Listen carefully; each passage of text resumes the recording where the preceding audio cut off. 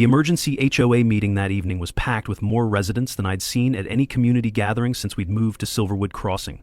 Word of Chad's spectacular crash had spread throughout the neighborhood faster than gossip at a high school reunion, and everyone wanted to hear Lawrence Parker's explanation for why his son had been allowed to destroy community property while driving someone else's vintage car. The meeting room in the community center buzzed with conversations that stopped abruptly whenever Lawrence or Chad entered, creating an atmosphere thick enough to cut with a knife. Lawrence opened the meeting by attempting to take control of the narrative, standing at the podium with the commanding presence of someone accustomed to having his authority go unquestioned. "We're here tonight to address a serious incident involving reckless endangerment of a minor and destruction of community property," he began, his voice carrying the kind of moral authority that politicians use when they're about to blame someone else for their own mistakes. "The Morrison family allowed an unlicensed teenager to operate a dangerous vehicle without proper supervision, resulting in significant damage to our botanical conservation area." Dana stood up with the kind of calm confidence that immediately shifted the room's energy, and I realized that everyone present had probably seen the viral footage by now and knew exactly what had actually happened. "I'd like to address Mr. Parker's characterization of yesterday's events," she said, her voice carrying clearly to every corner of the packed room. "Chad Parker approached us multiple times requesting to drive our vehicle. When we finally agreed, it was with the explicit instruction to take an easy cruise around the lake. The car was equipped with multiple safety systems specifically to prevent the kind of accident that occurred, and everything was recorded to ensure accountability." Before Lawrence could respond, Mrs. Chen stood up and asked to be recognized by the chair. "I have something to say about HOA practices that I think everyone should hear," she announced, and suddenly the meeting took on an entirely different tone. What followed was a 15-minute presentation that dismantled Lawrence Parker's entire operation with the precision of a surgeon and the thoroughness of an FBI investigation. Mrs. Chen had documentation going back 2 years, showing how the HOA had systematically targeted specific families with aggressive enforcement actions, while ignoring identical violations by other residents.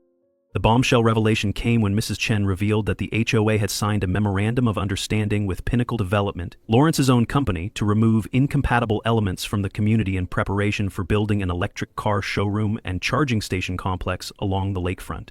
3 families before the Morrisons were forced out, using exactly the same tactics, she explained, displaying email printouts that showed Lawrence's step-by-step strategy for making targeted families miserable enough to sell their homes below market value. And each time, Pinnacle Development swooped in with cash offers that were mysteriously ready within days of the families deciding to move. Blake had prepared a multimedia presentation that was far more sophisticated than anything I would have expected from a 16-year-old, and when he began projecting the crash footage with slow-motion analysis and technical commentary, the room fell completely silent. His breakdown of Chad's driving errors was methodical and devastating. Wrong speed for the turn, poor steering control, overconfidence leading to panic, and complete unfamiliarity with powerful vehicles. "This wasn't an accident caused by mechanical failure," Blake concluded. "This was the predictable result of someone trying to drive beyond their abilities." Just as Lawrence was beginning to mount a defense of his son's driving abilities, Chief Tom Grady walked into the meeting room, and the entire dynamic changed again. "I apologized for the interruption," he said, approaching the front of the room with the measured pace of someone who'd been a police officer long enough to command respect without raising his voice. "I've been reviewing the footage of yesterday's incident, and I need to speak with Mrs. Morrison about her driving background." He turned to Dana with an expression of recognition that made my stomach drop. "You're Lightning Dana Morrison, aren't you? I drove escort for your parade lap at Talladega in 1998. The room erupted in whispers as Chief Grady continued. "I've been following your career since you started test driving for Thunder Racing. You were one of the best test drivers NASCAR had in the early 2000s, and your technical reports were legendary among the teams I worked with." He paused, looking directly at Lawrence, whose face had gone pale. "I also remember the controversy when you were forced out of racing. There were a lot of people in the industry who thought what happened to you was wrong, and we always wondered what happened to Lightning Dana Morrison." Lawrence's attempt to regain control of the meeting was interrupted by the arrival of an insurance investigator, who had apparently been summoned by the company that covered the HOA's property insurance. "Mr. Parker," the investigator announced, "we've reviewed the footage of yesterday's incident, and we need to discuss coverage for the botanical garden damage." What followed was a conversation that became increasingly uncomfortable for Lawrence, as it became clear that Chad had been driving without comprehensive insurance coverage, that the car had been borrowed without proper documentation, and that the parents would be personally liable for the $15,000 replacement cost of the rare plants he'd destroyed. But the biggest revelation was yet to come. As Lawrence scrambled to address the insurance issue and the growing murmur of discontent from HOA members who were learning about his development scheme for the first time, Mrs. Chen produced one final piece of evidence that changed everything. "I think everyone should see these emails that were accidentally sent to the entire HOA mailing list last month," she announced, projecting correspondence that detailed Lawrence's property acquisition strategy and his plan to use HOA enforcement actions to force out families whose properties were needed for the Pinnacle development project. The Morrison family wasn't targeted because of parking violations, she concluded. They were targeted because Lawrence Parker wanted their property, and he was willing to use his position as HOA president to get it.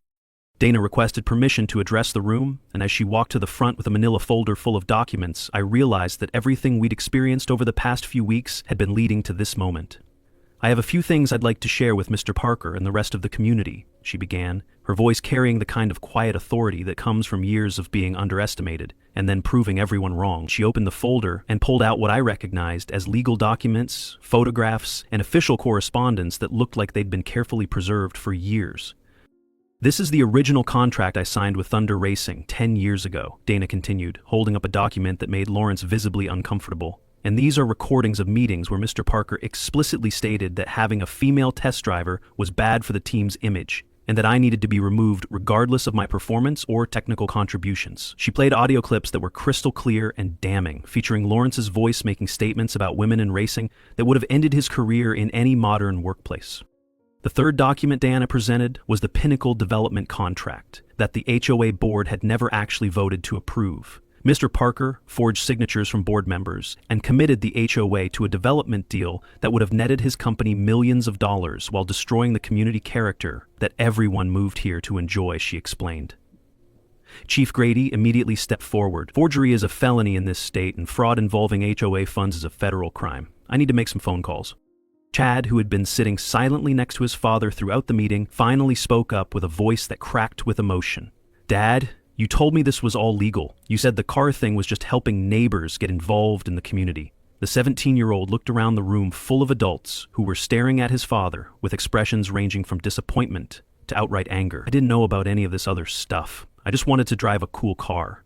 For the first time since I'd met him, Chad looked like what he actually was, a kid who'd been used as a pawn in his father's schemes.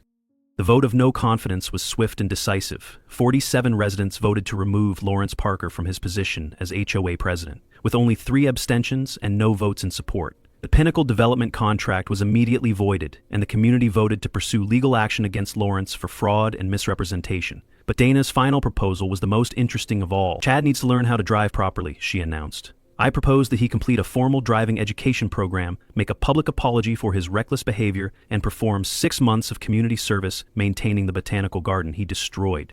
Lawrence's world continued crumbling as Chief Grady informed him that he was under investigation for multiple fraud charges and that his business licenses would likely be suspended pending the outcome of the criminal investigation. The insurance company representative confirmed that Lawrence would be personally liable for all damages since Chad had been driving without proper coverage. But perhaps most devastating of all was the reaction of his own son, who looked at his father with a mixture of disappointment and embarrassment that cut deeper than any legal consequence ever could.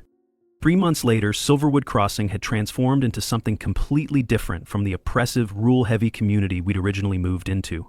Lawrence's house displayed a "for sale" sign, and word around the neighborhood was that the family would be relocating once all the legal issues were resolved. Chad had completed his public apology, which was filmed and shared widely as an educational example of how overconfidence and reckless behavior can have serious consequences. His driving lessons with Dana had become something of a community event, with neighbors gathering to watch and cheer as he gradually developed actual driving skills under the guidance of someone who really knew what she was doing. Dana received multiple offers to return to NASCAR in various capacities: test driver, technical consultant, even team advisor, but she turned them all down. "I like this community life," she told me one evening as we watched Chad practicing parallel parking under her supervision. "I spent years trying to prove I belonged in a world that didn't want me. Now I'd rather build something new in a place where I'm actually appreciated." The community had voted to display the Corvette as a permanent symbol in the lakefront park, with a small plaque that read, "Don't judge a book by its cover. They might have driven 200 miles per hour past you." The transformation of our neighborhood became a model for other communities dealing with HOA overreach and corruption. Dana's driving school for teenagers became so popular that she had to hire an assistant, and her online channel evolved from exposing fraud to teaching automotive safety and proper vehicle handling. Blake Stanton became her technical specialist, creating educational videos that combined his visual effects skills with Dana's expertise to teach people about vehicle dynamics and safety in ways that were both entertaining and informative. Chief Grady organized an annual Safe Driving Day, featuring Dana as the keynote speaker, and the event drew participants from surrounding communities who wanted to learn from Lightning Dana Morrison. On Sunday afternoons, neighbors would take turns washing and maintaining the Corvette that had become our community symbol. And there was something beautiful about watching people work together to preserve a piece of automotive history, while also preserving the memory of how they'd come together to fight corruption and rebuild their community into something better. Sometimes the best revenge really is living well and letting the truth speak for itself, and as I watched Dana teaching a new group of teenagers about the importance of respecting both the vehicle they're driving and the people around them, I realized that she'd found something better than revenge. She'd found redemption, respect, and a community that valued her for exactly who she was. They thought she was just a quiet wife. Turns out, she was a legend, with a garage full of receipts and a past that burns rubber. If you've ever made someone regret underestimating you, share your story in the comments, because Lightning Dana isn't alone.